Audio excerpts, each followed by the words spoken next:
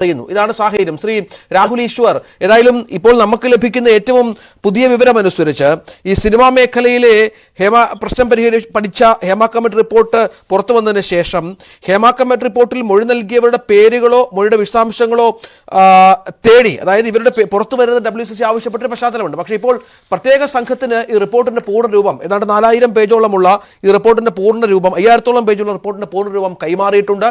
Crime branch മേധാവിക്കാണ് നൽകിയിരിക്കുന്നത്. അതിന്റെ പേരിൽ FIR രജിസ്റ്റർ ചെയ്യുന്ന അടക്കമുള്ള വിഷയങ്ങൾ പരിശോധിക്കുകയാണ് എന്നാണ്. അതായത് ഈ പോക്സോ കേസുകൾ മൊഴിയുടെ അടിസ്ഥാനത്തിൽ ഉടനെയും മറ്റു കേസുകളിൽ പരാതിയുടെ അടിസ്ഥാനത്തിലും കേസെടുക്കും എന്ന തരത്തിലാണ് ഇപ്പോൾ കാര്യങ്ങൾ മുന്നോട്ട് പോകുന്നത്. ഇത് ഏത് തരത്തിലാണ് സിനിമാ മേഖലയിൽ ഒരു ആശങ്ക സൃഷ്ടിച്ചിരിക്കുന്നത്? രഞ്ജിജി, രണ്ട് കാര്യങ്ങൾ. ആദ്യം നിയമത്തിന്റെ കണ്ണിൽ നിന്ന് ഇന്ത്യൻ നീതിന്യായ വ്യവസ്ഥയിൽ ആദ്യമായി ഫസ്റ്റ് ടൈമാണ് ഒരു ഹൈക്കോടതി തന്റെ വിധിന്യായത്തിൽ എഴുതി വെക്കുന്നത് ഇരകളുടെയും ആരോപിതരുടെയും പ്രൈവസി സംരക്ഷിക്കപ്പെടണം എന്ന്.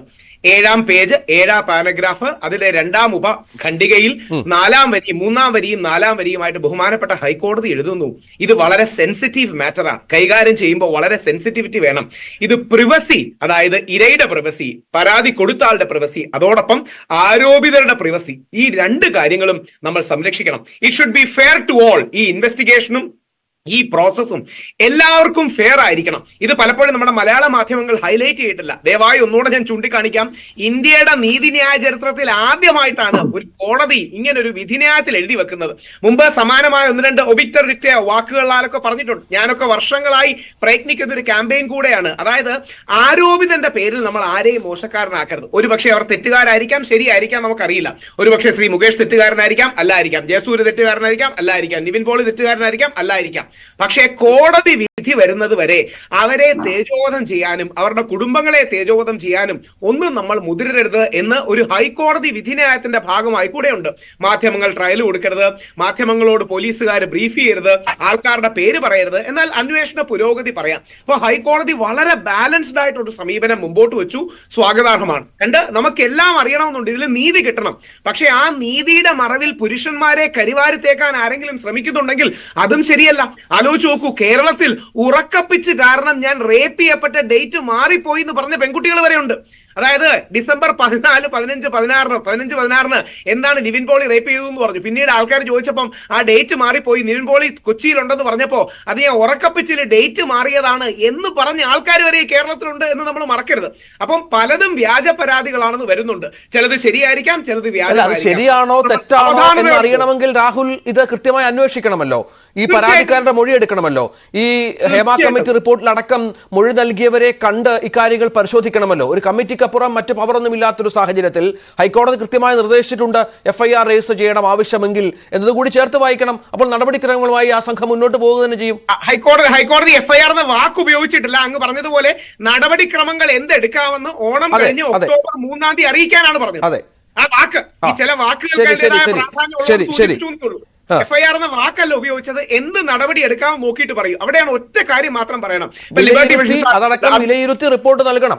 അതടക്കം അങ്ങ് പറഞ്ഞതാണ് കറക്റ്റ്. അല്ല, ഒറ്റ കാര്യമേ ഉള്ളൂ. ഇപ്പൊ ലിബർട്ടി ബഷീർ സാറുണ്ട്. അദ്ദേഹത്തിലൊക്കെ സിനിമകൾ കണ്ടു വളർന്നതാണ്. അദ്ദേഹത്തിന്റെ 1-2 നിലപാടുകളോട് എനിക്ക് വിയോജിപ്പുണ്ട്.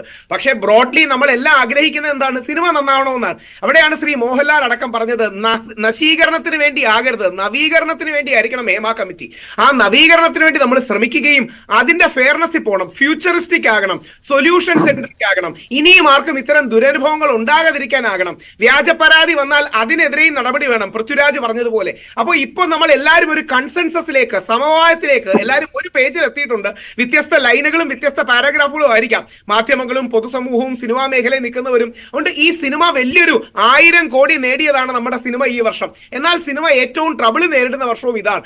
അവരെ പരമാവധി സപ്പോർട്ട് ചെയ്യുകയാണ് നമ്മൾ ചെയ്യേണ്ടത്. മോഹൻലാൽ പറഞ്ഞതുപോലെ നമുക്ക് അവർ അന്യരൊന്നും അല്ലല്ലോ. നമ്മൾ എല്ലാ ദിവസവും കാണുന്ന താരങ്ങളാണ്, നമ്മുടെ സംസ്കാരത്തിന്റെ ഭാഗമാണ്. ഡയലോഗുകൾ പറഞ്ഞ താരങ്ങളൊക്കെ ഇത്ര വലിയ പ്രതിസന്ധിയിൽ ഒരു സിനിമാ മേഖല നിൽക്കുന്നു എന്ന് കരുതുമ്പോൾ, തങ്ങളുടെ സഹപ്രവർത്തകർ ഒരു പ്രതിസന്ധി ഘട്ടത്തിലൂടെ കടന്നു പോകുന്നു എന്ന് കരുതുമ്പോഴാണ് പെട്ടെന്ന് രാജിവെച്ച് ഞങ്ങൾക്ക് ഉത്തരവാദിത്തമില്ല എന്ന് പറഞ്ഞ് ഒഴിഞ്ഞു പോകുന്നത്. അതുകൂടി ചേർത്ത് വെക്കണം.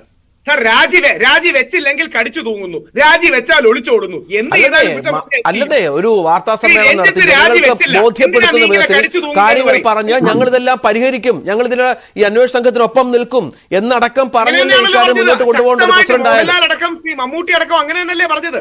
ശ്രീ രഞ്ജിത്ത് രാജിവെച്ചില്ല, എന്തിനാ രഞ്ജിത്തെ കടിച്ചു തൂങ്ങുന്നത്? സിദ്ദിഖ് കേട്ട് ഉടനെ രാജിവെച്ചു, സിദ്ദിഖ് ഒളിച്ചോടി. അമ്മ ഐക്യദാർഢ്യം പ്രകടിപ്പിച്ച് ഉത്തരവാദിത്വം ഏറ്റെടുത്ത് രാജിവെച്ചു, കണ്ടു അമ്മ ഒളിച്ചോടി.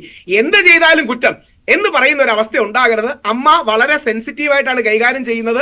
ഈ അമ്മയടക്കം നമ്മൾ സപ്പോർട്ട് ചെയ്യേണ്ട ഒരു അവസരമാണ്. ഇപ്പം നമ്മുടെ വ്യക്തിവിരോധം തീർക്കാനുള്ള ഒരു അവസരമല്ല, രാഷ്ട്രീയ പാർട്ടികളുടെ എതിരാളികളെ നിൽക്കുന്ന ഒരു അവസരമല്ല.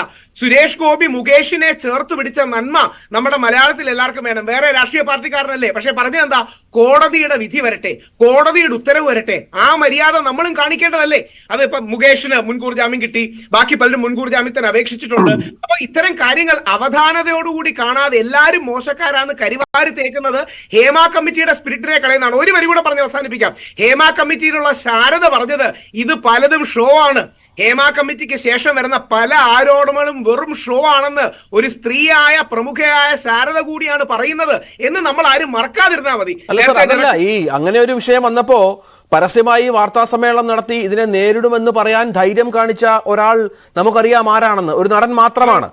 ബാക്കിയൊക്കെ ആളുകളൊക്കെ നിശബ്ദരാണ്, അവരെന്തൊക്കെയോ ഭയക്കുന്നു, എന്തൊക്കെയോ അതിന്റെ പുറകിലുണ്ടോ എന്ന് കരുതുന്നു. ഒന്നും ഭയക്കുന്നോണ്ടല്ല. ഞാൻ ഇതിൽ പെട്ട 3-4 പേരോട് നേരിട്ട് സംസാരിച്ചു. ഞാൻ അവരോട് നിവിൻ പോളി ചെയ്ത റെസ്പോൺസ് ആദ്യമേ ചെയ്യണമെന്ന് റിക്വസ്റ്റ് ചെയ്ത കാര്യമാണ്. അവിടെയാണ് നമ്മളെ ആക്രമിക്കുമ്പോൾ മിണ്ടാതിരിക്കുന്നതിൽ യാതൊരു നന്മയുമില്ല. അത് തെറ്റിദ്ധാരണ പടരാനേ ഉപകരിക്കൂ. പകരം നമ്മൾ ക്ലാരിഫൈ ചെയ്യണം. നമ്മളോട് കാശ് ചോദിച്ചിട്ടുണ്ടെങ്കിൽ ക്ലാരിഫൈ ചെയ്യണം, അങ്ങനെ നടന്നിട്ടില്ലെങ്കിൽ ക്ലാരിഫൈ ചെയ്യണം, അല്ലെങ്കിൽ താൻ ദുബായ് പോയിട്ടില്ലെങ്കിൽ ക്ലാരിഫൈ ചെയ്യണം. നിവിൻ പോളിയുടെ മാതൃകയിൽ എല്ലാവരും പ്രതികരിക്കണം.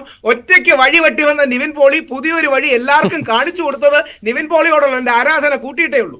ശരി, ലിബർട്ടി ബഷീർ, ഇവിടെ ഇന്നലെ